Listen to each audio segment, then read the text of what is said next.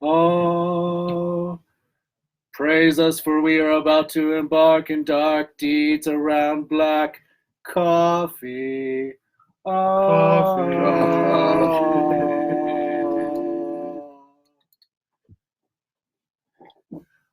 man.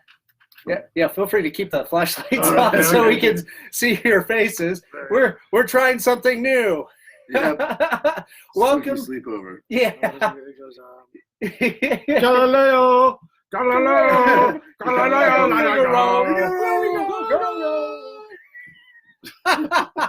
Oh man. Well, this is season 2 of COFOH Live Undead. Nice. And thanks so much, guys, for coming out. This is Jim Norris and Matt Megacy. Oh, jeez. Oh, yeah. Of Mutiny Information Cafe. In the basement. In the basement. Davy Jones' locker. That's right. The podcast studio where no one returns. Oh, thanks so much, guys. For the last year, you guys have been hosting us, putting up with our shenanigans every third Wednesday of the month. Yep. Thank you so much. Mostly Jim. I'm gone by then. Yeah, you know to vacate, right? Yeah, get the fuck out. Dan's here. Shit's going down. Well, we love it. Yeah. I love all the horror stuff, and anything you've been involved with is pretty great. Yeah, thanks so much. And as some of the people out there know, COFOH is Colorado Festival of Horror.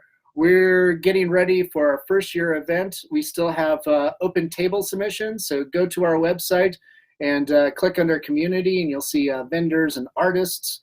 And then we also have volunteers. Those forms are up there.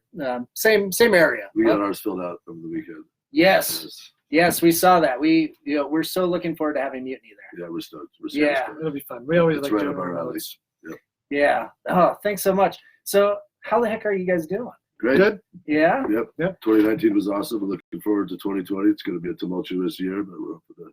So February 2nd is going to be our 7th anniversary. We're starting our 8th year? Yeah. Nice.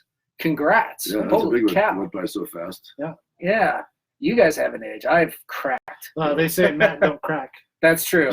Matt certainly doesn't. You always got a nice welcome home, too, printed on you.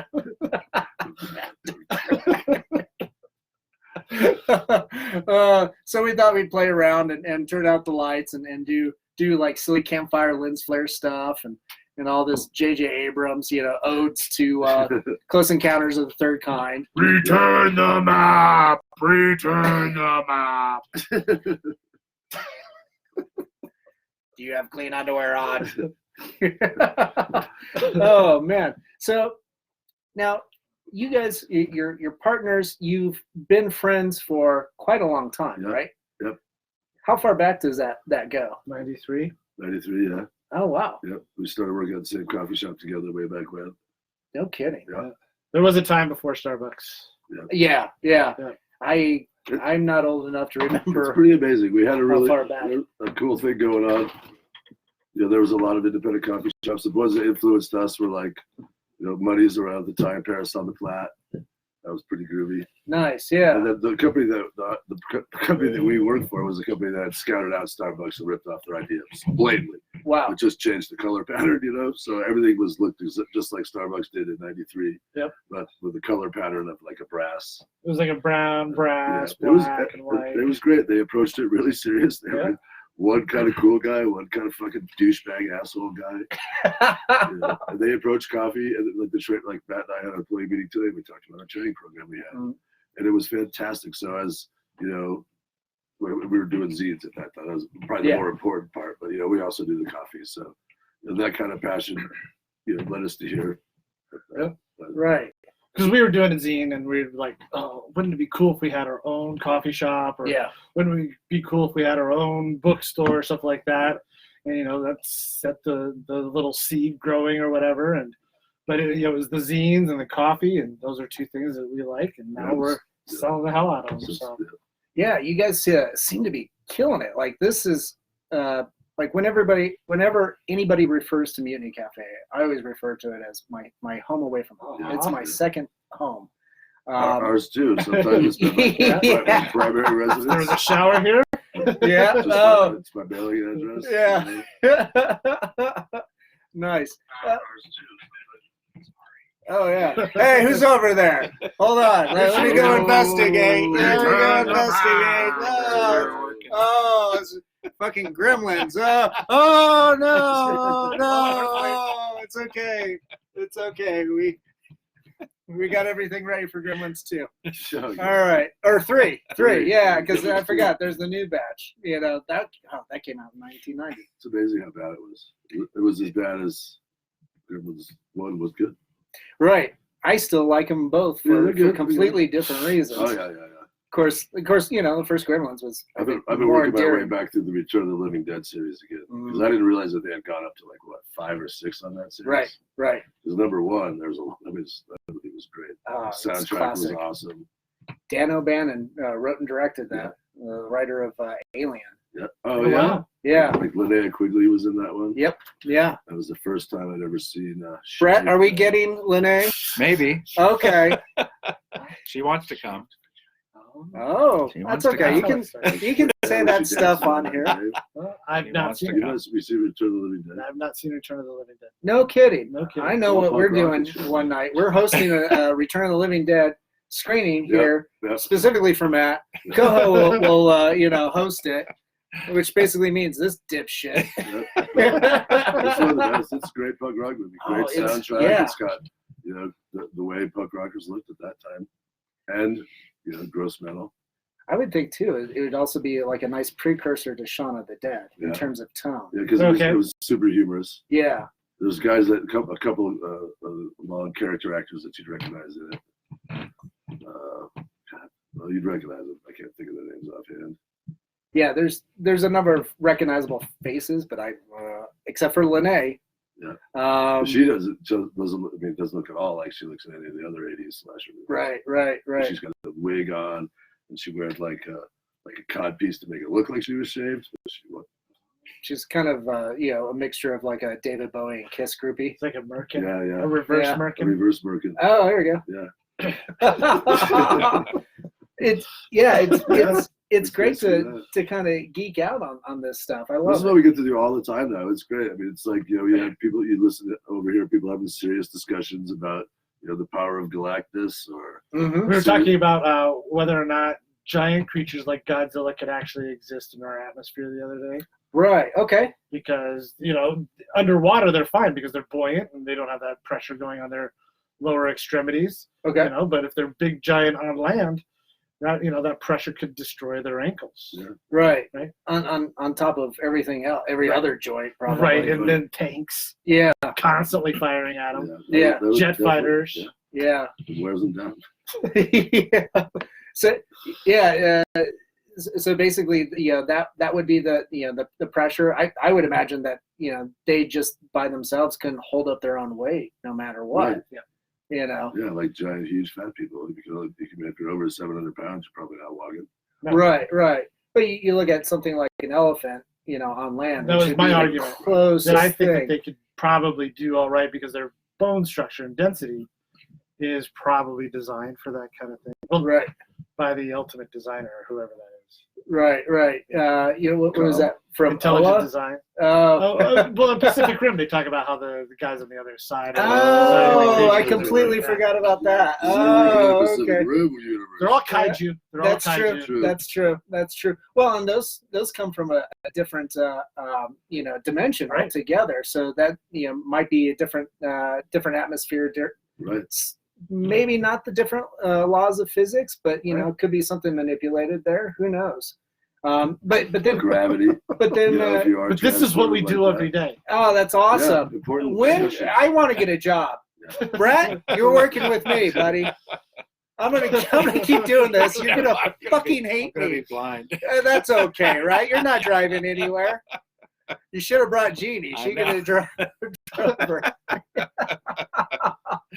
Oh man. So you guys doing the coffee, doing the zines back in the 90s, the early 90s, back before Starbucks and all that jazz.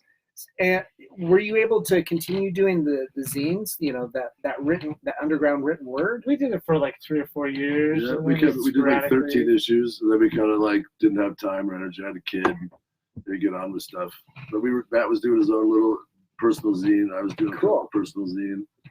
Messing around with different stuff and different formats, and pirating colored copies from work and putting them together. And they show up every once in a while. Mm-hmm. People will come in with a box of stuff and be like, "Hey, I found this box in my mom's attic or whatever." And somebody will come into the yeah, that was the one that was the one. That's gotta be so cool. It is cool. See your old. Well, now we've sold more issues of those than we ever sold ever. Mm-hmm. And we only had like one copy that we had a bunch of, so we've maybe recouped our money.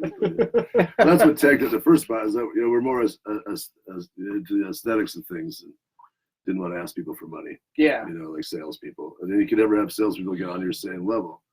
But eventually we learned that we could take one of those little blue boxes home with us. Mm-hmm. And so we figured out how to guerrilla, we would, because at Kinko's, the way that they counted how many copies you made is you put a blue box into the thing, a key card or whatever, and it would tell them how much to charge you. Okay. So we would take it up to say, we would tell them, oh, we only did like 20 copies. Okay. And then we would walk home with 20 issues of or 30, 40, 50 issues of which were 16 pages each. And, so nice. We made a few more. And then, but we, like Jim said, we didn't sell them. Yeah. We would put them out. Now we have, dozens of different zines upstairs that would sell between $1 to, I've seen some of them as high as like $25. Yeah. And then some kids are getting really experimental, and they're getting like different type of papers for the outside. So some feel like rubber on the outside, or some are like clear Mylar. And they're charging like $5 for these things.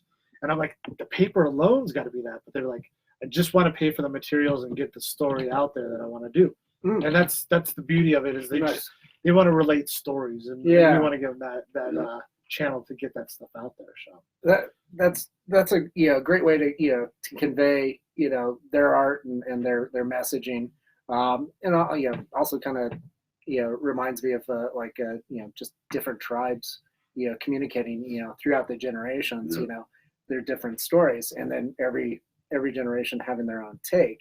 Zines being like one of those generational things, but then again, stuff like that has been going on at least since the beginning of the 20th century. You've got all kinds of little mini booklets and things like that anybody was making on the fly. You even look at like Robert Crumb, creating and guys like that back in the 60s. The Tijuana Bibles back in the 30s, 40s, and 50s. Well, one of my favorites is super independent. Little Richard's Almanac.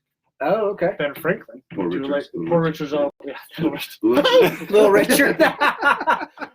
He might have done something. Who knows? He's pretty versatile. But he would do like a little booklet, like you're talking about. Yeah. And he would pass it around, and it would have like little tidbits of stories and information that were pertinent to people at that time. Yeah. And it wasn't expensive to pick up. He probably gave it away for free. Yeah. And it's what endeared him to Americans. And he was considered founding father. And he's on money, but he wasn't a president. Right. Okay. He's one of the few people that's on money that's not a president. Right. Yeah. Him and Ben Franklin. That's what we're talking about, Ben Franklin. Who did I say? Little Richard?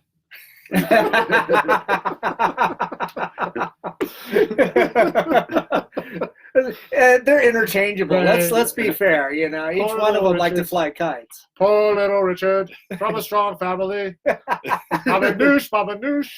Baba Ganoush, Baba Ganoush. Oh my God. I love it. I love it when these things derail, as they should. Yeah. Along with this too, it doesn't come to mind, but is there like any zine that's more specific to genre that you know of out there? Oh, I think that's pretty much the beauty of it all. They're all super either super personal or tend to be zoned, right to it. Right. We just got a skill shot. Skill shot. Seattle. It's all just a pinball zine. Nice. And I kind of watched that one go from the small one to a bigger format, glossy. and then you rewind or you go back in time to when we were doing zines, and there was one out called Multi-Ball. Yeah. Oh, And it started off like a one-sheeter Oh, folded nice. square like that, and then it got like that, and then it went to that. It ended up getting big, regular, flip side big. Nice. Yeah. Pinball's been a big part of our lives too. Yeah. Oh, yeah. I know from upstairs, all of Ryan's gear. Yeah. We got the Horror House Fest coming up too. Yeah. That's March 20th and 22nd, I believe. So March 20th and Through the 22nd. through the 22nd. Okay, so did you guys hear that? March 20th through the 22nd Horror House Fest. Pinball Tournament of Death. at Mutiny. Defeat Winter. That's the theme. Yeah. Defeating Wow. Winter. We'll post the video for it. Okay. That Ryan's put together for it and everything. Like that. Okay. So, Yeah, I'll post it later on here, and then Super groovy. the link to the event page. I Yeah, think nice. he's usually pretty good about putting He's that really out. good about it. It's all up. Yeah. It's all up and ready to roll. so back in the day, we were doing there was the Hooligan magazine was out, and there was one other zine that was out kind of, but they had a pinball tournament at the Lions Lair, Oh yeah. and they had maybe like 2 pinball machines there. But that's how we got to meet people like John Reedy and Aaron McCoolidge. Yeah. They were doing the Hooligan. Jason Heller, Phil Lombardo were doing that thing, and the Hooligan was a Denver Little Rag newspaper. Mhm. It was awesome. And they got advertisers to pay for all of it. Nice. And they would do great little stories about different stuff around town. And those guys rode scooters and everything. And that's kind of where I got into my scooters Oh, part okay. of my life and stuff. But that was really neat. So you just go to bars and you try and find pinball machines. Nice. And that memory for me is a real big one about, the 90s and the zines and what we were doing is having that pinball tournament. Yeah. It was a fun one. Having all because the zine community was small then. Now it's like Yeah. Denver can host a big zine fest and other festivals that revolve around that, small press things.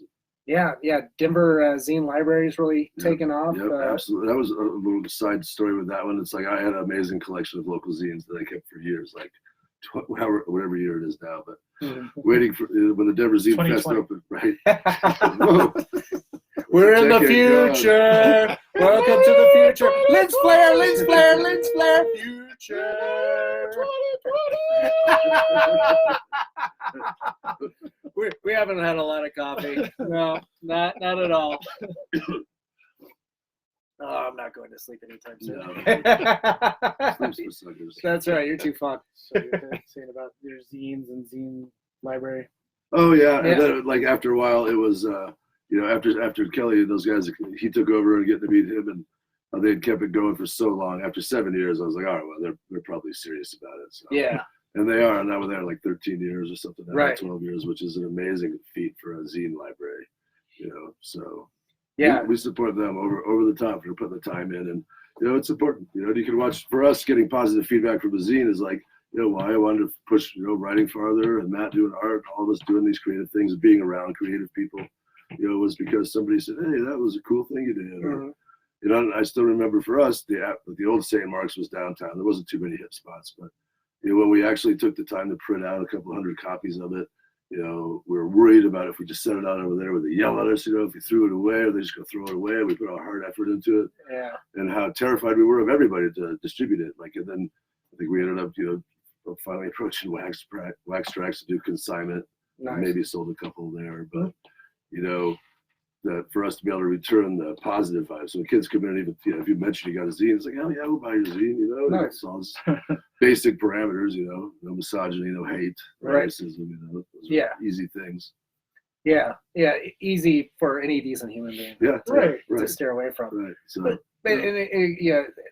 through that great sense of connecting over the community and the exchange of ideas. Yep. That's the whole thing with Mutiny is the dissemination of ideas right. and information. Yep. It's getting all the right people together in one spot. We're lucky enough to be able to have the books and art and comic books and comedy and music and Yeah. literally every creative genre we represent here in one spot. So it's one of the few spots in the Denver or the world where And we're here in the podcast studio Yeah. where we're basically doing some form of publication Yeah, just by recording the audio or doing the live video the second streaming. the flashlights came out, it became a creative endeavor. Yes. Yeah. That's the only reason. This is the first time this has ever happened. Right. Yeah, it's like, ooh, let's get under the sheets. What are you reading? I'm reading Star-Lord. He's having sex with Kitty Pryde. You could, but there was nobody doing podcasts 15 years ago, maybe 20 years ago, 15 years ago, 13 years ago. I was helping a couple of guys do a podcast. John Reedy from the Hooligan, and his buddy Colin Daniels do a podcast called South Stands Denver Fancast. Yeah. And it's all about Denver sports and Denver sports personalities and Denver TV announcers and stuff like that. They were the first people I ever heard about doing it. And they were doing it, and about 2 years after they were doing it, there was enough podcasters in Denver that Westward started doing a Webby Award and giving out best podcast, best sports podcast, best comedy podcast. Nice. There was a few other people that were doing it at that time. I think Tyler Jacobson had one that he was doing. There was a guy that he was one of the owners of Trax 2000. I forget his name, but he was doing one on the Denver Nuggets. Okay. There was a couple of funny people in town doing stuff about Denver. So it started out, a couple of guys, a couple of people getting around, a couple of microphones plugged into their computer and recording it, and then putting it up there for people to download. Yeah. This is before Libsyn was around, before Blueberry or whatever it is, where you could actually upload your pods to a website that would give you actual data on how many times it was downloaded and stuff. Yeah. And then now there's several of those where you can go and you can upload just maybe you sitting in the back corner with a flashlight in your face and recording it. Or you could do it on YouTube. Yeah. You got YouTubers all over the place now. My daughter doesn't watch TV, she watches YouTube. And she learns how to do makeup by watching YouTube. She learns how to sew by watching people on YouTube. So it's turned into this totally different thing now, right? Where people are passing around a lot of information for everybody to go and see, and it's not necessarily your normal channels like you go to the library and pick up a book on how to sew. Right. You're watching somebody actually do it, so you say, "Oh, I see what they're doing, and I know what they're doing now," and it's just passing along more information to the next person. It's like zine culture, oral. Yeah. Yeah. I go to YouTube quite a bit. If I need to, it's like, I need to learn this level of electrical. Yeah. How do you wire this up? I just changed the starter motor on my car by watching a video on that's YouTube. Cool. Yeah. Nice. Yeah. I need to use it for that. I use it for music and weird stuff and cube videos. COUB. You guys ever watch that? What's that? It's huge in Asia. It's like an app in Asia. It only records like 10 seconds, but you can do all kinds of editing, like mashups and funny stuff. Oh, what was it called? Vine? Well, Vine. It's like Vine, but this is like from Russia and Asia. So it's like Russian dash cams and cosplay. But it's only 10-second clips, so it's perfect. It's like, that's my attention span anymore. Yeah. So I can laugh and watch it for hours. They drop a new one like every week, every 2 weeks, the best of Cube or Cow, however you say it. Oh, okay. And lots of stuff in Russian, so you can just laugh at like video game stuff where they're yelling at each other in Russian and dancing with guns. Nice. I highly recommend it. Man. I can watch it for hours, but it's not for like the easily offended, Right. So if you're offended, I'm gonna love it. You'll love it. Yeah. Fantastic. Not you, Brett. Lens flare. E.T., are you over there? Do you need some more Reese's Pieces?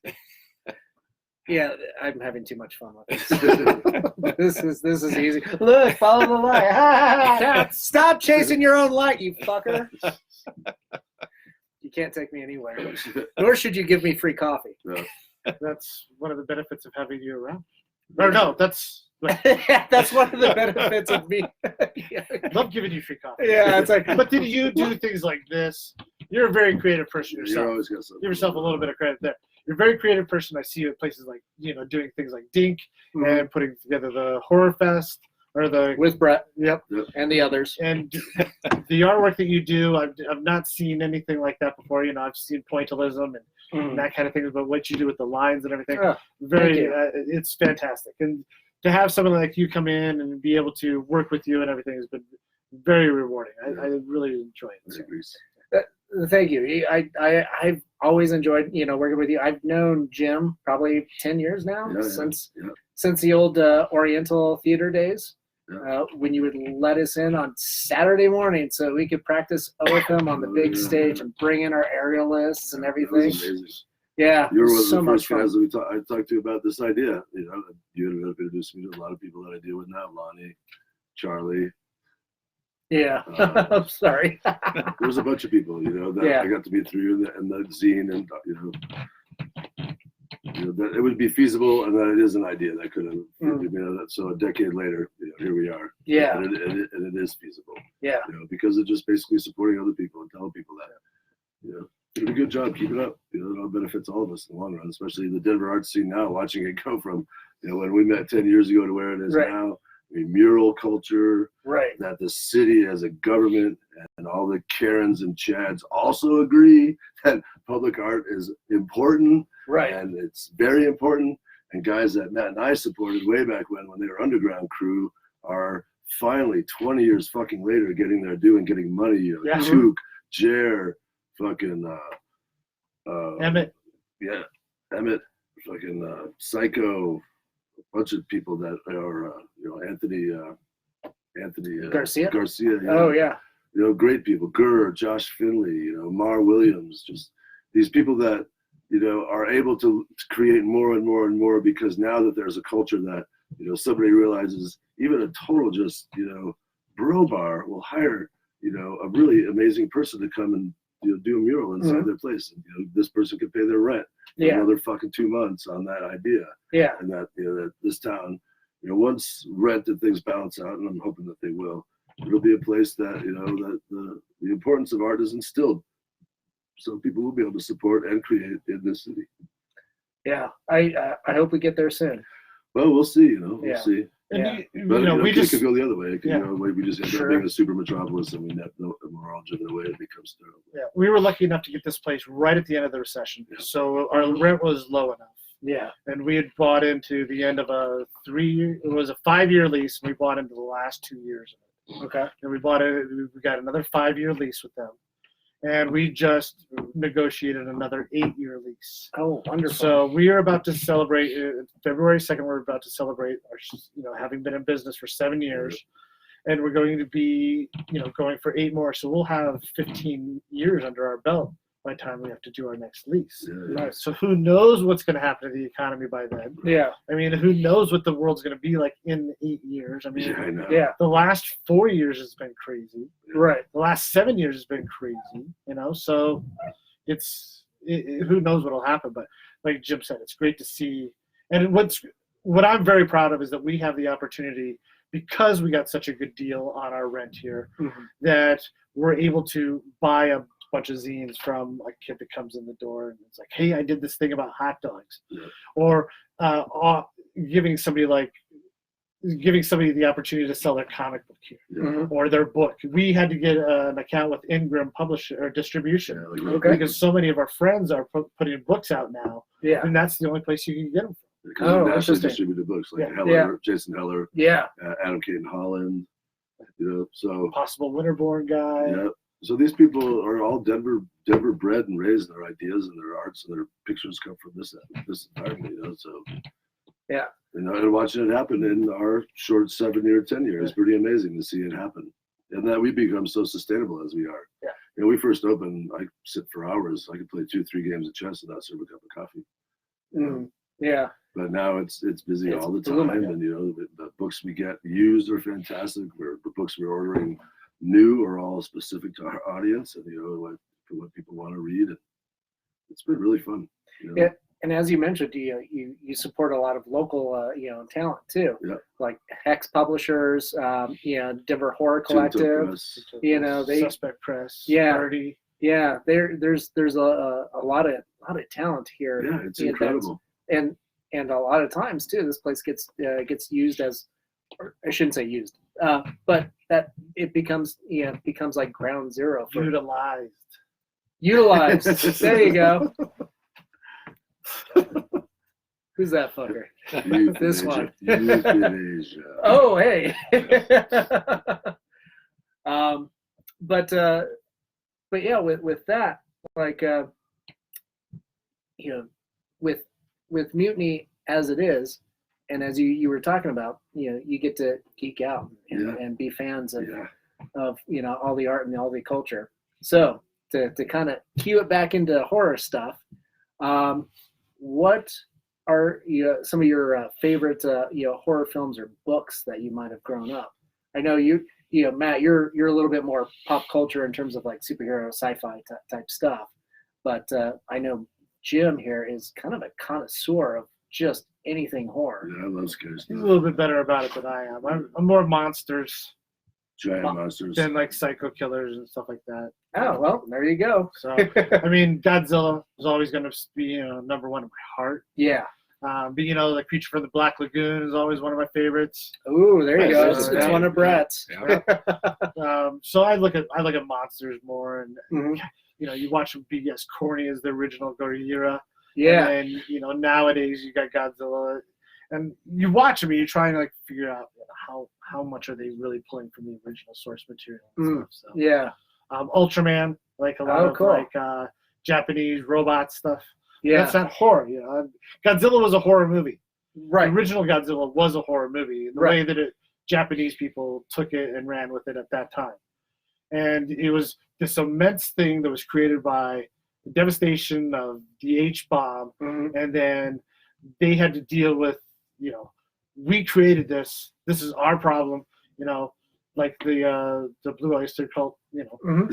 Godzilla shows nature shows again and again the folly of men. Right. And so the humans have to deal with all that. Mhm. That's right. Yeah. Yeah. and horror films are good for, reflecting on the anxieties of the culture, and especially with Gojira, with Japan. Yeah. Well, an interesting thing that you brought up that I think a lot about when I watch horror movies and stuff is the old grim fairy tales were used to deal with people that were psychotic at the time. Right. Mm-hmm. There's this crazy guy running around in the woods. It couldn't possibly be a human because no one would do something so atrocious He's to all another human hairy and being. everything like that, and he only comes out when there's a full moon, and and he grabs little children and stuff like that. Those were all serial killers. Yeah. Oh yeah. Beauty and the Beast. Abduction, kidnapping, sex trafficking, Stockholm syndrome. Right. Yeah, it's terrified to see Disney. What the fuck? No Disney. Yeah, not too big on that. No, well, I'm definitely not. They took horror stories and made them mainstream. Right. Sleeping Beauty, is a Right. giant dragon that Right. wanted to hide away the woman in the tower and everything. Yeah. Little did we know that dragon would later on fuck a donkey. Oh, they're children. A donkey? My ass brings fire. I have not seen any of the Shrek movies. No. Nope. Well, you're not really missing much. Okay. You're not really missing much. That was kind of sadly that was kind of my perspective when it first came out. The trailers made me not want to see it. Some things you're just not missing. Hey, they're kids, maybe. They're kids. They're for kids. Yeah. I recently took my nieces and nephews. I mean, you guys have older kids, but I'm just now getting initiated into this. Took my nieces and nephews to go see Frozen 2. Oh, so I won't have done that stuff. Yeah, I hated the movie, but I loved the fact that they were enjoying themselves. Right. It was fun to watch them, just not what was on screen. We tried as hard as I could with my son to know Disney. So there's a lot of Iron Giant, some of the early Pixar stuff. Yeah. And then we took that road trip out to California to Disneyland and watching their eyes light up in the parade and stuff. It was like it was a pure child's moment. Right. But try not to expose them to too much of that stuff. That's just indoctrination videos, but all candy shit. Yeah. So. Yeah, that's why. But it's hard not to, like you said. If it makes the kid happy, what's wrong with that? Right. As culture progresses, it's videos, how kids learn and communicate. And, when I was a kid, right. Toxic Avenger made me happy. Yeah, that was a big influence. I remember that when that came out. That turned me on to that next level B movie. Between the Friday the 13th level and then the Lloyd Kaufman was like, wow, that's a crazy discovery. Right. Yeah, And those were what, night flight movies, or Mhm. Oh, I love that. those were one of the times I could see that stuff. Or, Yeah, I used to watch that. I think with my dad on USA Up All Night. there you go, USA all that. Yeah, yeah. He's the cause of all of this. So me being the Star Wars or Star Trek or any of my pop culture, he introduced it to me first. I don't know where I got mine from. I didn't get my family's into scary stuff. No. Was that just something you probably, discovered? I could just read grew up? anything, My parents would let me read anything. I grew up in the country, but Mhm. going to movies was hard, but finding a book was a little easier, Yeah. So, I remember reading Salem's Lot when I was 11. Scared the shit out of me. Remember Nice. reading The Shining, totally scared the shit out of me. What else? But Alien, because Alien was huge when that came out in 1979. Yeah. And everybody was talking about it. That was about junior high maybe for me. Right. But I found the book at the book club or whatever and read that. And that was a great Oh. one too. So that was what Alan Dean Foster, Yeah. which turned me on to some more of those. Alan Dean Foster's an amazing writer and has an extremely prolific career. Almost anything you pick up by him. For $3 at Mutiny Information Cafe. Yeah. He would transfer a lot of screenplays Yep. into books. I think he did Return of the Jedi. Oh, okay. He did probably like some Indiana Jones movies. But he would take a lot of movies and turn them into the novelizations of the movie. It sounds like you should have a section, dedicated for him and for pick of the month. Him and R.A. Salvatore. Oh, okay. He did a lot of that kind of stuff too. Oh, interesting. And R.A. Salvatore is famous for his Icewind Dale series and the Dungeons and Dragons. Dritz Duradin, the Black Elf. Okay. He did a lot of that stuff. Yeah, I recognize the name, but I haven't read any of those. Every comic book's mostly now. Yeah. Most of the days, when it comes to reading, it's mostly comics, and it's usually what my friends are putting out. Yeah. That I mean, I'll do nonfiction. Finish up a book about serial killers, Sons of Cain. That was good. Okay. Reading. Yeah, and it's the true life stuff that just terrifies Yeah, me. because So it's over the top. right. I mean, it's real. That's all every movie you've seen, every slasher movie, horror movie it's based on some sort of reality. Right. That makes it more scary. Yeah, you see so much being based off of Ed Gein, so Texas Chainsaw Massacre, and then other remote incidences. H.H. Holmes has been the big one since White City. It's on everybody's talk about. He was the guy that kept the torture house at the Chicago World's Fair turn of the century. Wow. They're thinking he might be. He was at the same time as Jack the Ripper. He was over in England around the same time.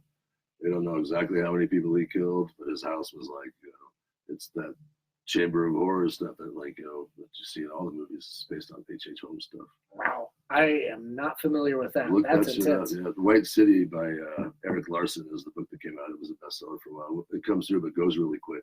Okay. Oh man. Yeah, interesting stuff. Is he the guy that wrote Thunderstruck? Is that the book that at we least always that first search? edition. Yeah, just pull that aside. Wasn't there a film called Thunderstruck? Wasn't that with Val Kilmer or something?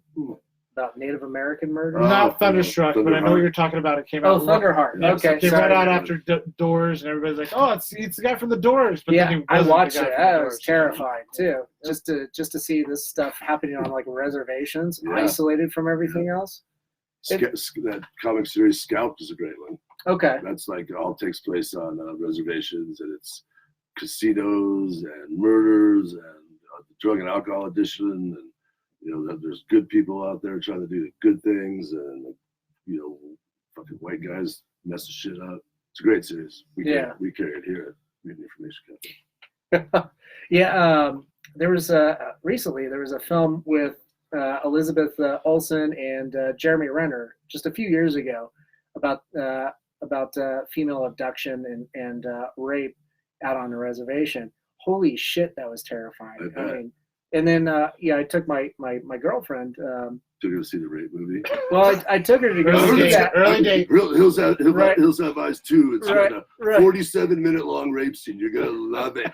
It's shot by Brian De Palma. It's fucking 16 gallons of blood per minute. Well, I'm glad I didn't see it with you. No. I walked out of Hills Have Eyes because of that. That was just too much. Oh, well, was it the original No, or not the original. the remake? The remake one. Yeah. Okay. Maybe it was 1 or 2, whatever it was. That rape scene was brutal. Yeah. Unnecessary. Yeah. You had to film that shit. Ugh. I mean, imagine filming that. Yeah, it's pretty And uncomfortable. then, nope, that take didn't work. Let's do it again. So, it's interesting to see, what actors have to go through and have to endure, especially the horror movie genre. Absolutely horrible things for very little money and very little reward on it. Very few of these actors step up to the next scene. The first Friday the 13th cast, there's a few, but in general, Linnea quickly had a career. A few of these people had a career through it, but in general, man, it's one and done, man. You are gone. Right. You've been literally shit on, thrown off a building. Your lips are sewn to somebody's asshole. Yeah, they tried out for that part. Human centipede. They tried out for that part. So what's my motivation here? Right. Yeah, suck. If I want to eat, I have to eat it out of the asshole. Are you sure I'm going to win an Academy Award for this? So you're going to eat the vanilla paste up front, right? Right? Oh, God. How long do we have to stick to each other's? That was a little much. Never go ass to mouth. Yeah. But, in regards to that, too, like, there's, like, some dramatic pieces, too, where the actors and actresses have to go through really horrific things, like, very real. So, like, Last Tango in Paris, the actress was basically accused Marlon Brando and the director of rape. Oh, yeah, right. And so that kind of ended her career. She went on to do a couple things, but nothing as well known as that film. And then like recently, I think there was The Warmest Color is Blue or something like that. It was based off of a graphic novel. There's a lesbian scene where these two girls just go at it for like, it's like a 10-minute long sex scene. And that's too long for me. Right. Yeah, and it's I just need 3.5 5 minutes. Well, and they just, they were forced to work it, for like a week just to get the scenes. So I mean, it's pretty intense. They were not happy. Well, I guarantee it was a male director. And it was all those things. So things are changing rapidly, and for the best, I think. I'm looking forward to seeing a whole different take on horror. Right. Something beyond misogyny and something where it's like that human condition stuff. I don't know if you guys saw Green Room with Patrick Stewart. Yes. Fantastic one. Wow. Terrifying movie. Right. We're in the music business. That's kind of level that I've dealt with, and I've been in those spots, and I know that road they're driving on up there. Yeah. That was terrifying, and that's acting, and that's story. Because I think if we all have the same level playing field, which we do as far as video and audio and recording and mystery, all those things, story is the most important part of what's going to come out of it. Right. So if we all have the ability to make it look like a first class, 16 millimeter or whatever this 32 millimeter movie, then people better be writing better stories. And right now, the better stories aren't coming from all the white guys that are running Hollywood. No. The scariest stuff we've seen in the last 2 years for me is Jordan Peele stuff. And, Yeah, Get Out, Us. Whoa. I've had nightmares from both films. Yep. And just that, it's the storyline that he drives. And it's like, the human condition, how this person fits in or that person fits into this whole bigger picture. Fascinating stuff, and it's not going to come from the old guard anymore. So. But it's great to see somebody like Jordan Peele gets rewarded for his successes. He started out doing the comedy shows. Yep. Right. Then he does his horror movies, and now he's in charge of the Twilight Zone. Right. On CBS now. Yeah. And he's a producer, and he's putting out great stuff, and his actors and actresses are all getting great roles in movies now too as well. So he's now a conduit. He's now a big name in Hollywood that hopefully can change around the whole dynamic of that town. I mean, there's still going to be the old guard. They're still going to have a lot of the purse strings and everything like that. Right. But even some of them are disappearing. Yeah. Granted, Disney's buying up a lot of those, but that just means that the bigger companies are getting bigger, and they don't necessarily care what some of these smaller studios are going to end up doing. And the smaller studios are going to do better and better stuff, and they're going to grow up too. We watch as bookstores fall apart all over the country. Right. Even Barnes and Noble was having a hard time and had to sell themselves to somebody else. But independent bookstores are now thriving across the entire country. They're thriving on the other side of the pond in Europe and England and stuff as well. Just throw that in there. I don't want to say big words like Atlantic. You're very well traveled. Yeah. You've been around the world. Oh yeah, I've been to Vancouver. I've been there. Yeah.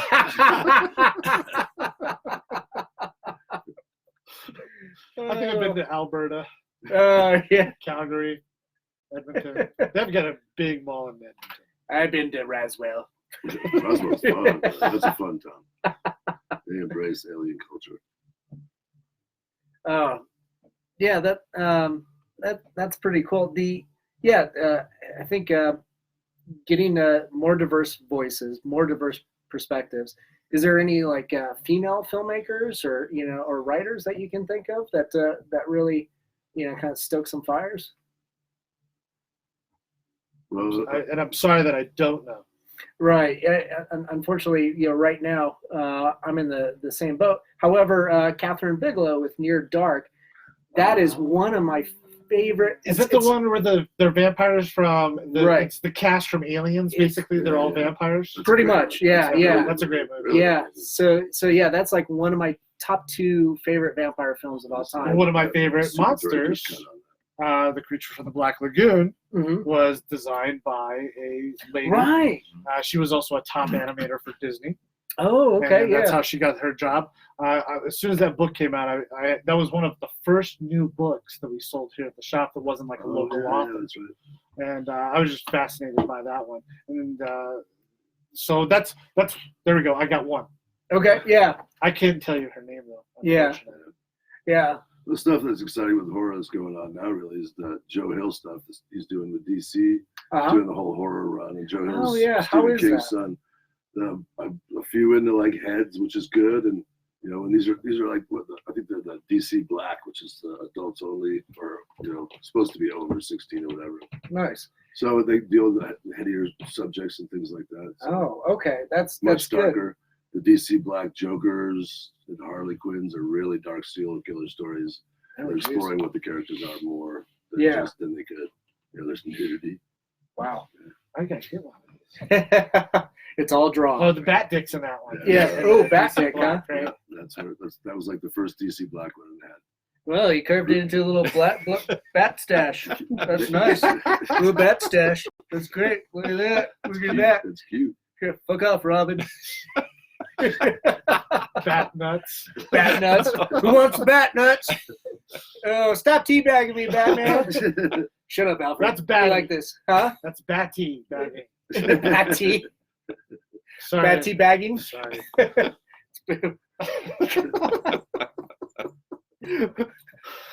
You want some cream with that? How about a little sugar? Should you really be here, Brett, for this? I mean, holy shit. We are a bad influence. Is he the on money you. man? I read. Huh? I Is he the read. money man? He's that in our audience. I'm so sorry. I read Batman Damned. Oh, that that's was true. the Black That was the Label. one, Yeah. It was good. I like it. There's a lot of great stuff going on with horror. It's exciting to watch what's going on. And that's that lo-fi thing where it's cheap when you can do stuff like how inventive Blair Witch Project was. Mhm. That's like you can do anything now. I mean, those guys, imagine with their energy as young people when they shot that, with the technology now with the GoPro camera, things like that, it would have just been next level shit, man. So, Right. for me, the horror movies I'm into is found footage and that kind of stuff, paranormal activities. Any ones that are kind of like that, I love. The VHS 2, those were fucking awesome and terrifying. Oh, yeah, Watched the those a bunch. anthologies. Yeah. Yeah. Tales of Halloween. That Yeah, was a really good That was a one, good too. one too. Yeah. I think the ABCs of horror. Yeah, that was great. Some of them were a little much, Right. But that's that Japanese horror stuff, or their take on Japanese horror, which is a little over the top.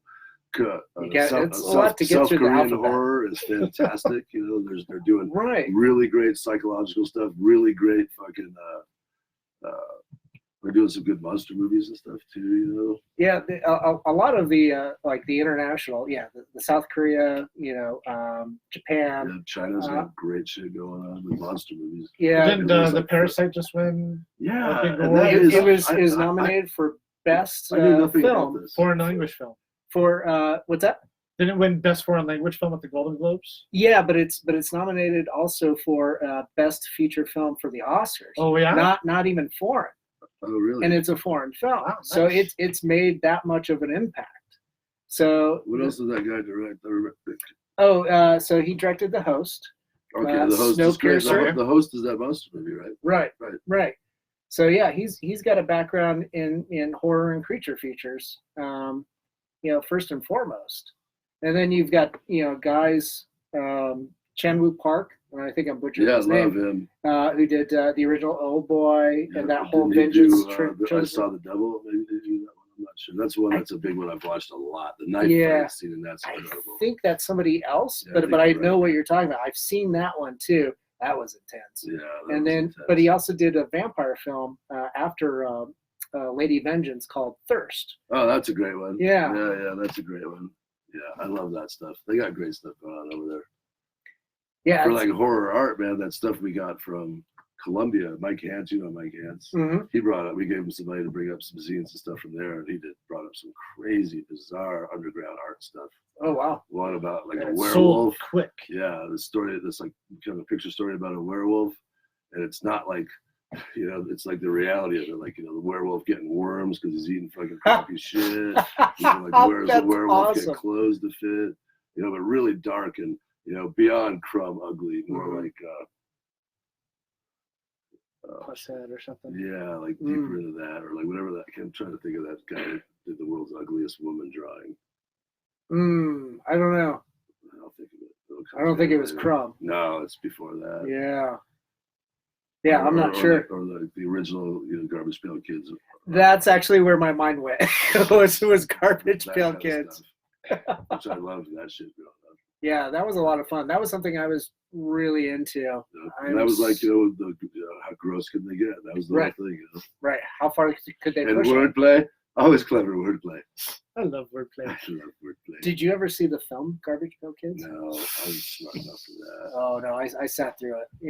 Yeah, no, I had to turn on Toxic Avenger. I couldn't. I wanted to stab my eyes. Yeah, I kind of figured as much for that. Well, now that I have a Roku, I can watch some of these things. So there's Shudder. Yeah, Shudder's good. Yeah. I subscribed to that for a long until I watched it all. Yeah. And I turned it off. Let it catch back up again. A lot of these that I've been talking about are on that. Sure. Yeah, some of those streaming services.